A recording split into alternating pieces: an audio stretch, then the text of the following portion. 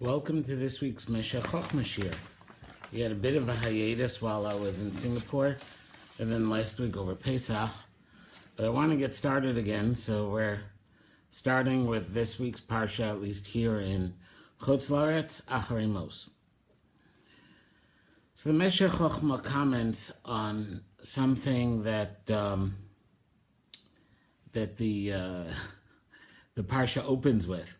The parsha opens by introducing the laws of, the parsha opens with the laws of Yom Kippur, but it introduces them by setting the time when the laws of Yom Kippur were given by saying, V'yidaber Hashem el Moshe, Hashem spoke to Moshe, Acharei Mos Shnei B'nei Aharon, after the death of the two children of Aharon.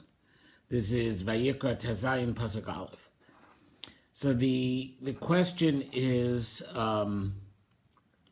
what is the connection that between the death of Aaron's two older sons and Yom Kippur? This is repeated again a pasuk later. Vayomer Hashem el Moshe daber Aaron achicha v'al yavo el b'chol Yisrael hakodesh b'nei Beis habaruches. Don't enter the what's it called? The Kodesh HaKodashim within the Paroches, Ki Ba'anan, which is on the Aharon, V'lo Yomos, and you shouldn't die implicitly like your sons died. B'zos Yavo al Aharon HaKodesh, B'par B'makar Chatos, and then it says, and this is how he enters the Kodesh HaKodashim with a par, etc. So there's a tight link being made in the opening psukim between the death of Aaron's sons and the laws of Yom Kippur. The Yerushalmi, in the first parak of Yuma, says, Lama hu maskir misasan b'Yom Kippurim. Why does it mention or remind us of the death of Aaron's sons when setting up the time that Hashem taught Moshe the laws of Yom Kippur? L'medcha, to teach you, shekashem sheyom Kippurim mechaper al Yisrael, just as Yom Kippur brings a kapara to Bnei Yisrael, kach misasan sal tzadikim mechaper al Yisrael. So too the death of tzaddikim atones for Yisrael. Okay, so that's the connection. End of story. We could close the book now. No, not quite. So the Meshekh Chokhmah's problem is that this really only shifts the question, because we started by saying, why is one connected to the other? That they're both going to be in the same pasuk. That Hashem mentions the death of Aaron's sons when introducing the laws of Yom Kippur. Then what's our answer? Because the two atone similarly. So we're still left with the question of what exactly is the connection between the two. Except now, instead of asking that they're in the same pasuk, we're going to ask what's the connection between the two, that they should offer the same type of atonement. So skipping ahead a little, because this is a very long comment in Meshekh Chokhmah that I'm going to try to summarize. V'inyan ki klalios haMiqdash nechlek legimel halakim. The overall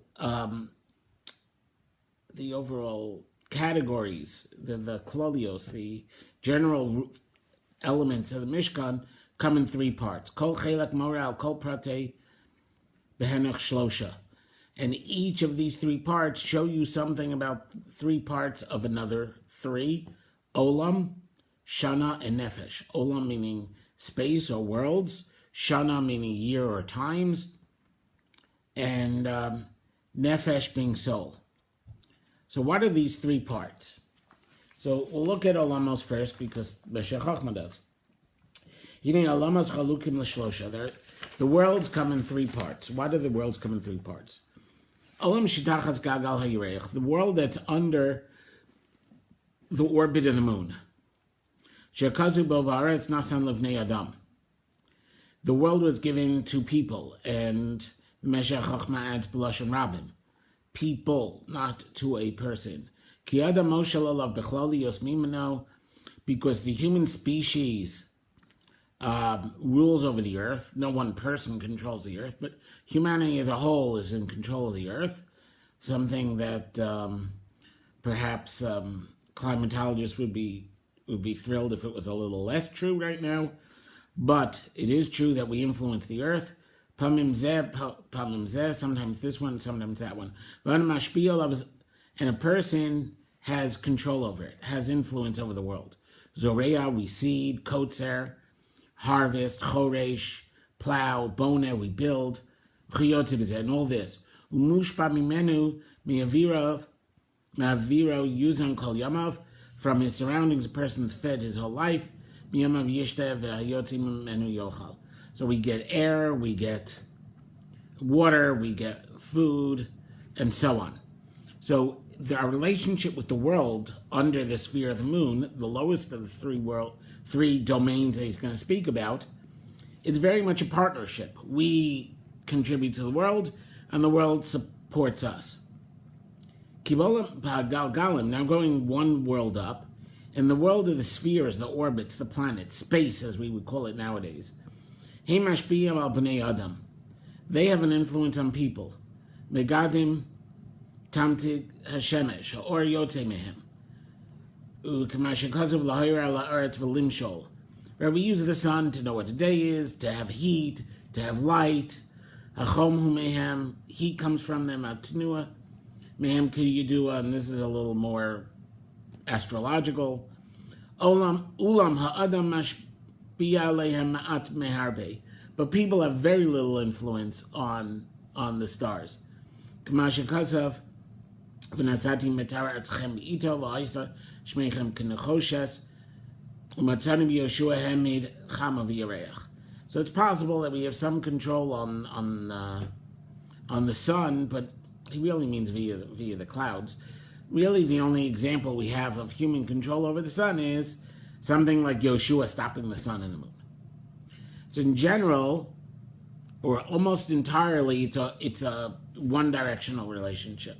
There's very little that we contribute to space, but space provides for us. Nowadays, we know that there wouldn't be heavier elements. There wouldn't be human beings. There wouldn't be carbon. There wouldn't be oxygen if there hadn't been stars before ours that combine the hydrogen into heavier elements.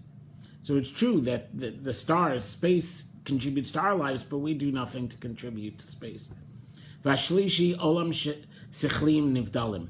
The third olam is that of separate intellects. No, that's not the word I usually use. Okay, pure intellects without any body.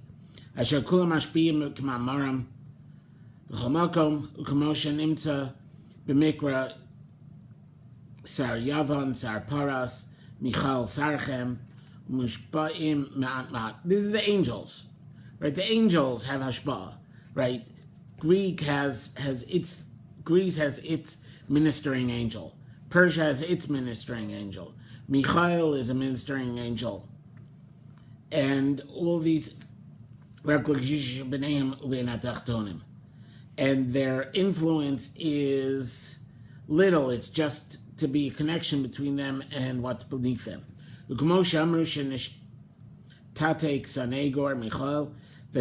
like it says that the defensive angel Michael was silenced. And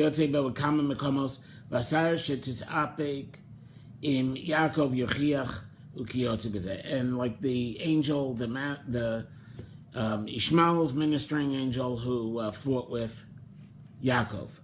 And above all the angels, there is God who has hashgacha pratis, individualized divine providence. And all these angels have their influence through his decree and his will. He's not influenced at all. He obviously doesn't need his creations to complete him, which he created from nothingness. So what we see when he's discussing the worlds is that the Meshekh Chokhmah divides the world into three domains.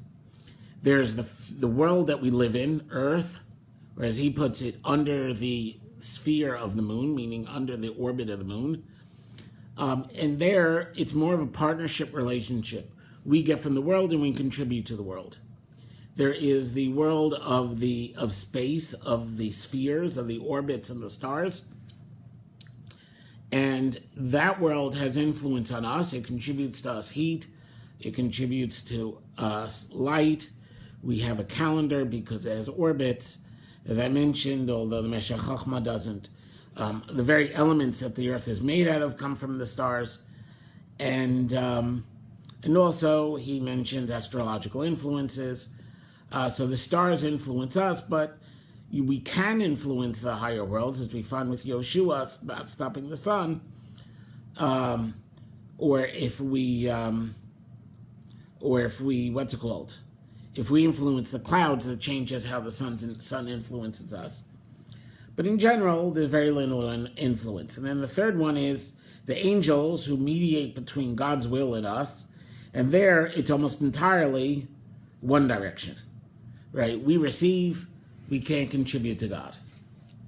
Same thing he's going to say about the soul.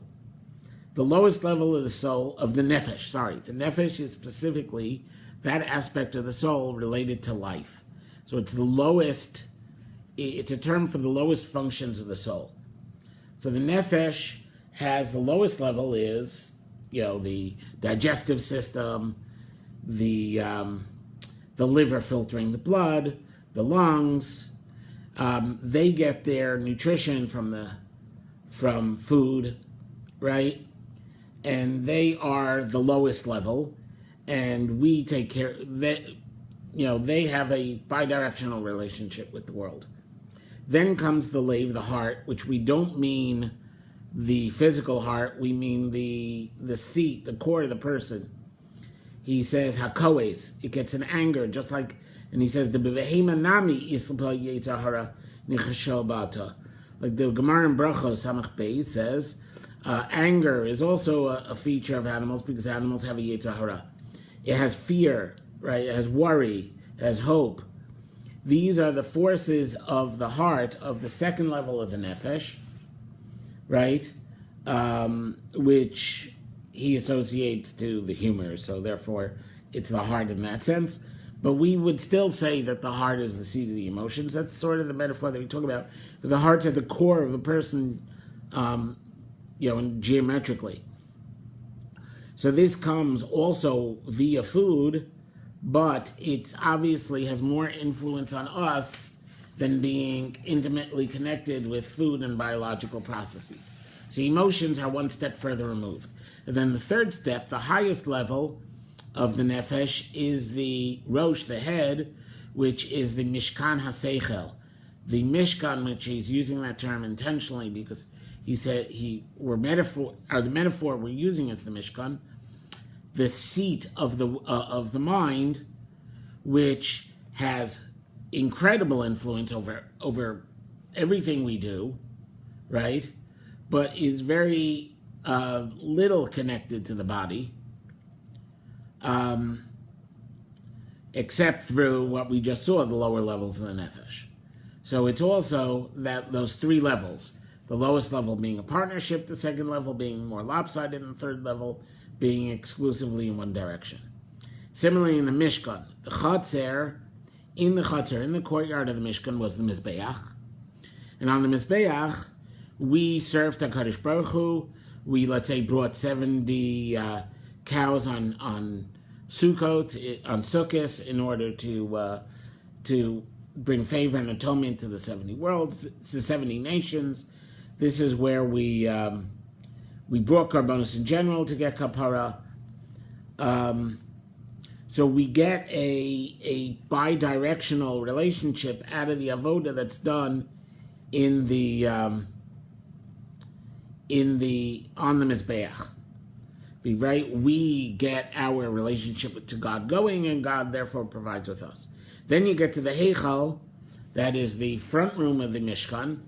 And in the front room of the Mishkan, we have the Shulchan and the Menorah.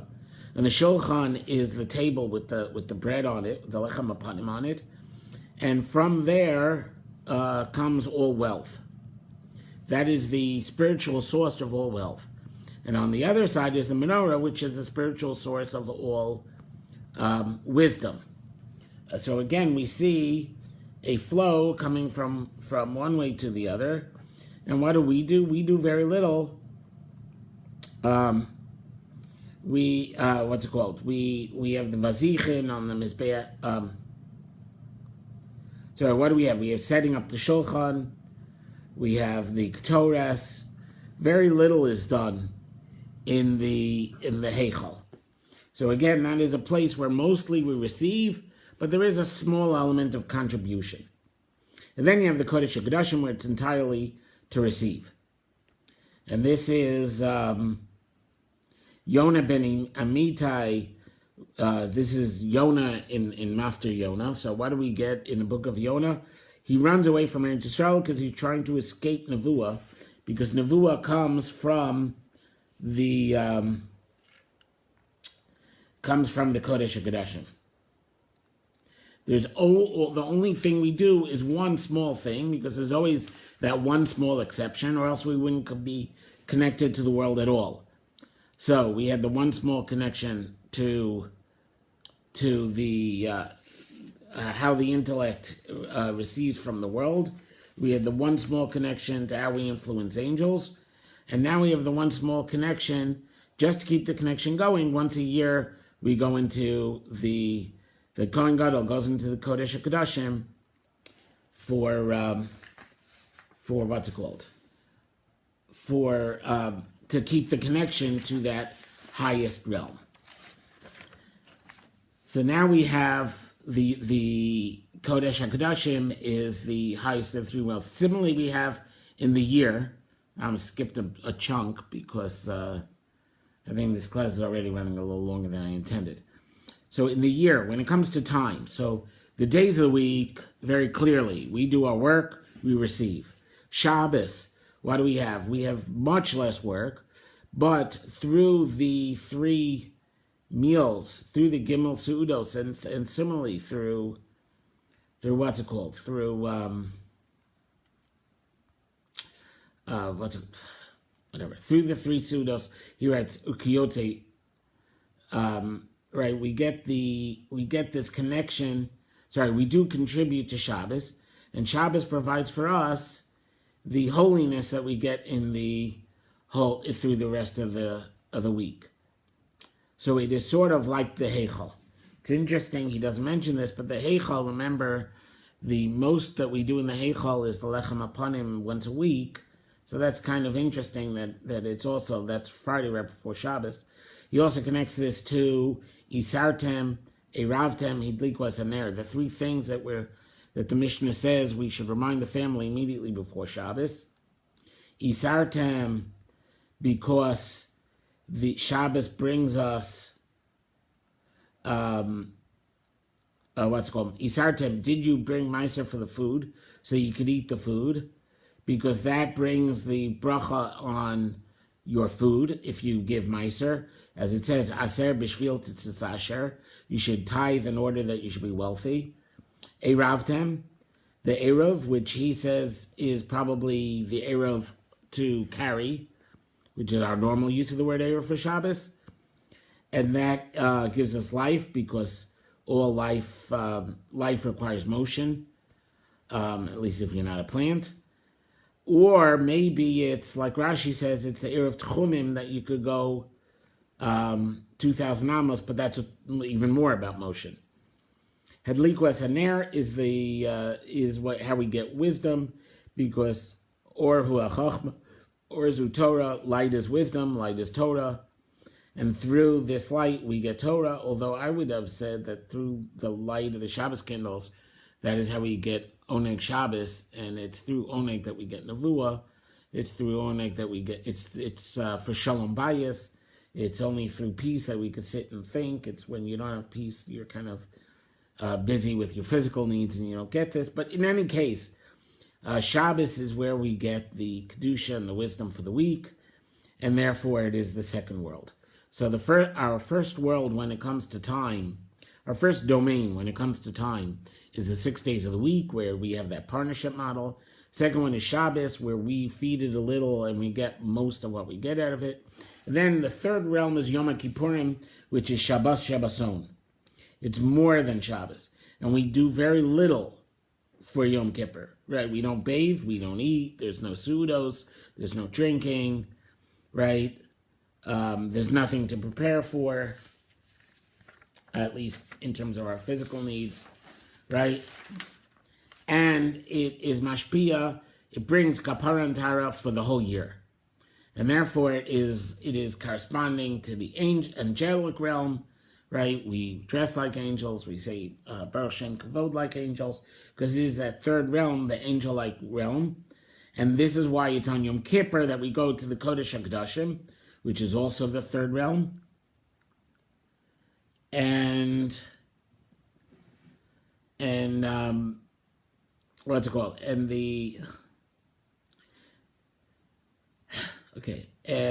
therefore this is the third realm. Now, when it comes to tzaddikim, we also have these three domains. The most physical level of tzaddik, and he's not calling this the lowest. I almost said lowest. He intentionally denies that. I mean, this is not. But the most physical kind of tzaddik is. This is like most people who learn, right? They learn in order to do. In order to supply the community, right? They pay for the community. This is a tzaddik who supports the community. He definitely has hashpa'ah on the world. He embodies Eitz Chaim Hilach HaMachazikim Ba. It is a tree of life for those that hold on to it. Lomdehan lo nemar, it doesn't say just to those who study it, elo lemachazikim. So the most physical of the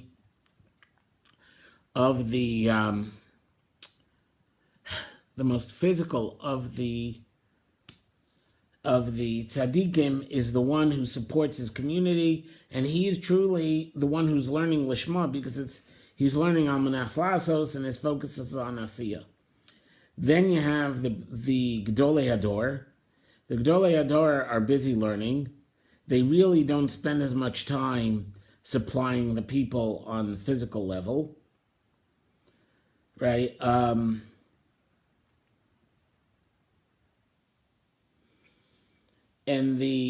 for example, Rav Chanina, we see in the Gemara, was supported by the community, but he did teach Torah.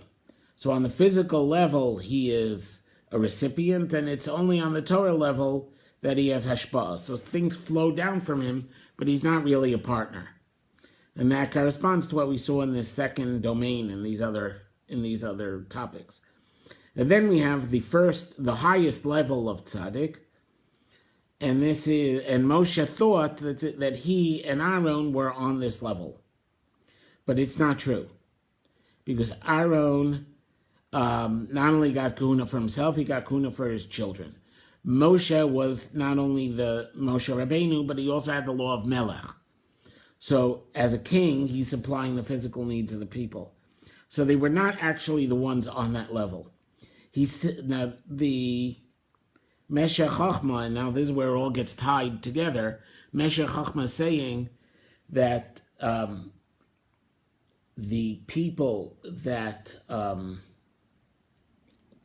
v'nikdash b'chvodi who begeder Aharon Elokim, the people who sanctified God during the sanctification process in the Mishkan, they are like the Aharon. And that is Nadav Avihu. And that is why they are mechaper like Yom Kippur. Because Nadav and Avihu did not receive anything from the nation, right? They die as soon as their kahuna starts. They do not pass it off to their children. They get nothing in exchange for their relationship from the people. It's entirely one directional. And therefore they were the ones who were mechaper like Yom Kippur. Because like Yom Kippur, they are the ones that all they did was enough to keep the connection, to be connected. There was no actual receiving from the nation as a whole. The relationship was entirely one-sided. V'lachein, he concludes, nismichu misasam liyom kippurim. Their death is written next to Yom Kippur. My Yom Kippur eno mekabel klal. Even just as Yom Kippur receives nothing from us, umashpia l'chol hashana, kapara v'tara, and brings kapara and tara to the whole year. Kein nisas nadav aviu shehayu mashpiyim v'lo mushpa'im. Their death brought a hashpah on us, but we're not mashpia them. V'dok. So that's the Meshekh Chokhmah. It's a very interesting Meshekh Chokhmah, I think, because it changes how we view our relationship to Shabbos, to the days of the week, to Yom Kippur, more than how it changes our relationship to tzaddikim, because he's saying that tzaddikim or mechaprim is only for a high, rarefied type of tzaddik. Implicitly, he's saying that Moshe and Aharon wouldn't have qualified. It would have to be somebody who's entirely influences us, but receives nothing from us. If there were such a tzaddik, then his misa would be mechaper. But in general, tzaddikim are either of the first two types. Either they are developing their role in the community and support the community, and therefore they are like the days of the week, or they are ones who study, who only quote unquote supply the community with knowledge, where they are like Shabbos. But there is no tzaddik who is. It's very rare to have a tzaddik for whom we would say misasa mechaperes. Just as it's very rare to, the number of times that any human was allowed to enter the Kodesh HaKodashim was also, after Aharon died, very rare. And just as so this is the realm most disconnected from normal human existence. I hope you found that as interesting as I did, this cosmic correspondence between the Mishkan, between time, space, or universes, and the various types of tzaddik. This notion that we're really in this world to participate with this world, and Shabbos is only for Shabbos. It's not to be a lifestyle. Yom Kippur and the being angelic is even a more rare experience, and this is how we bring sanctity to the world. We bring sanctity to the world by knowing the proper balance between each of these domains. Hope you have enjoyed the rest of the week and have a great Shabbos.